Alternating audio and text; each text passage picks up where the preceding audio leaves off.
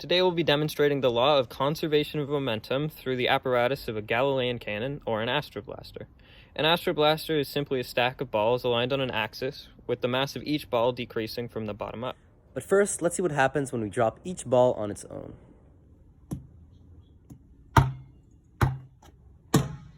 To begin this scenario, we're going to start by dropping a ball, which is m1 from height h. It has an initial velocity of 0. Okay, so from here, when it hits the ground, it's going to be going at an initial velocity of v1. That's accumulated by gravity.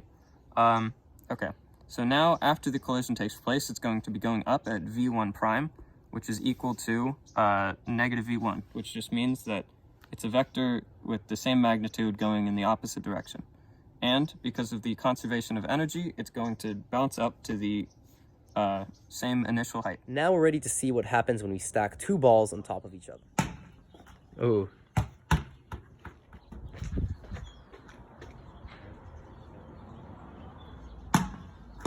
The next situation we need to understand is the collision between two masses, where mass 1 is much greater than mass 2. Mass 1 is traveling at an original velocity of v1, and mass 2 is not traveling, it's stationary. After the collision, since mass 1 is so much greater than m2, it'll travel at the same speed as it has been before the collision, and mass 2 will be traveling at twice the speed of mass 1. To explain what just happened, we can combine these two models into a new one. So initially, we have mass 2 and mass 1 both traveling at the same initial velocity downwards. Now, mass 1 collides with the ground and goes up at its same magnitude velocity upwards, but mass 2 is still going downwards. So because of this model, we know that v2 is going to equal 2v1, so that mass 2 is going to travel up at twice the velocity. But because of this model, we know that mass 1 is going to travel up at its own initial velocity.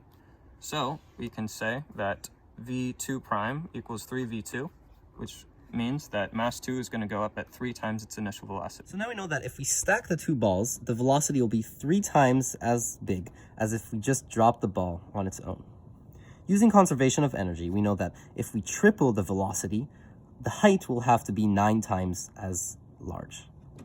Using the same math, we can come to the conclusion that if we stack 3 balls on top of each other, the one at the top will travel to 27 times its original height. Because of energy loss due to non-conservative forces acting on the system, and due to the fact that we couldn't stack up the balls perfectly, the results were much less dramatic. After 23 failed attempts, this was the best we could do.